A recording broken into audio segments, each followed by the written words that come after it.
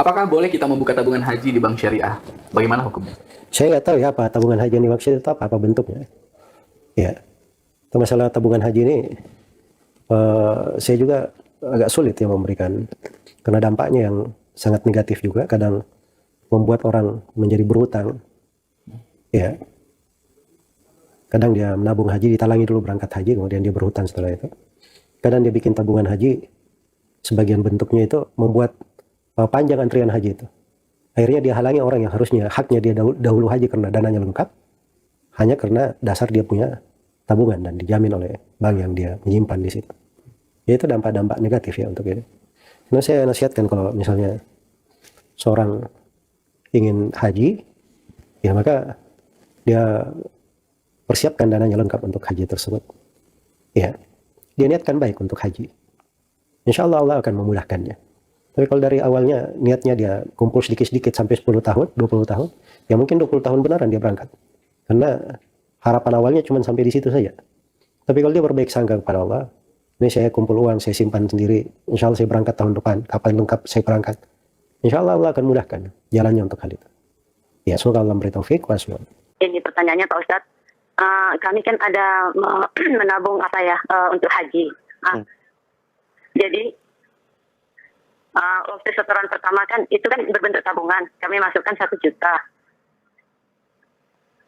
Kemudian Setelah itu kami masukkan lagi, waktu itu kan belum tahu itu perjanjiannya apa ya, wadiah atau mudharabah gitu. Jadi waktu yang kedua kami setor, kami tahu di situ ada pertambahan nilai gitu dari tabungan yang pertama gitu.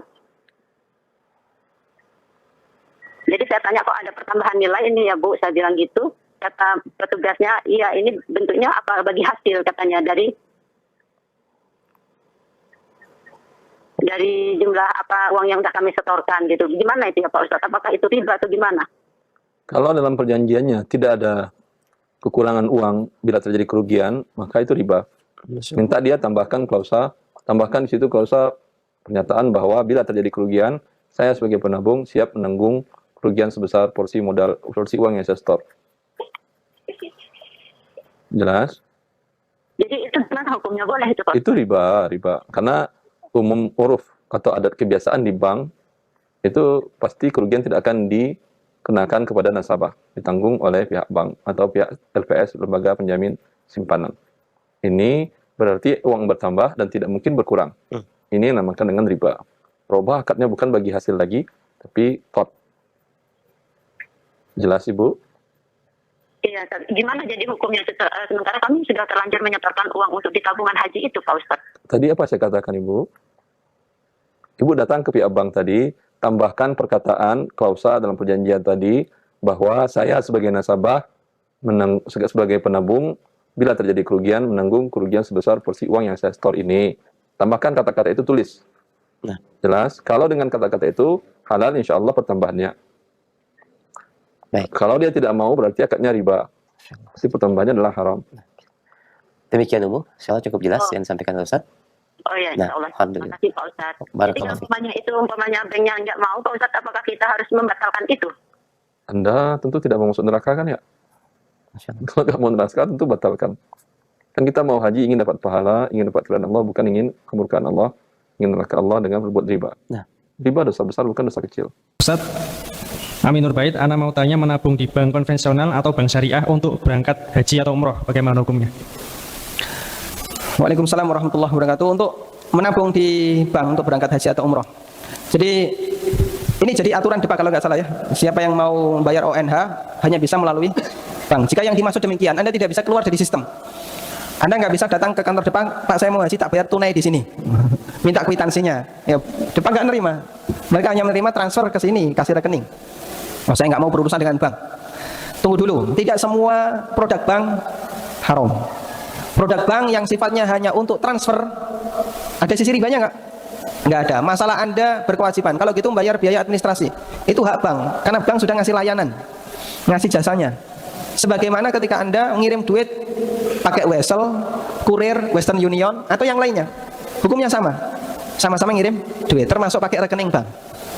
Makanya untuk produk semacam ini, para ulama mengatakan mubah, boleh, cuman transfer. Masalah nanti uangnya itu berbunga atau tidak, urusan yang punya. urusan yang punya uang. Saya sudah transfer ke Depak. Selanjutnya Depak yang ngurus duit saya. Itu di luar tanggung jawab kita sebagai calon haji atau mereka yang sudah daftar haji. Jika itu yang dimaksud, maka insya Allah tidak masalah mau pilih konvensional maupun syariah. Semua hukumnya sama karena sifatnya transfer. Tapi kalau itu untuk kepentingan pribadi, saya nabung untuk kepentingan pribadi, kami sarankan untuk memilih bank yang tidak memberikan riba. Ada sebagian bank yang dia tidak ngasih bunga. Ada produk tertentu namanya wadiah, terutama di bank syariah ya. Di beberapa bank syariah itu ada produk yang dia tidak ngasih bunga. Jadi saldo rekening Anda selalu tetap, dan dia juga ngasih jaminan tidak dipotong administrasi. Insya Allah ini yang lebih aman. Wallah. Dilihat akadnya, apa akad antum di situ?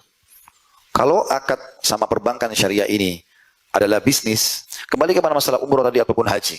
Akad Anda ini yang bertanya sama perbankan syariah apa? Kalau perbankan syariah datang ke travel membeli paketnya, dia transaksi sama travel.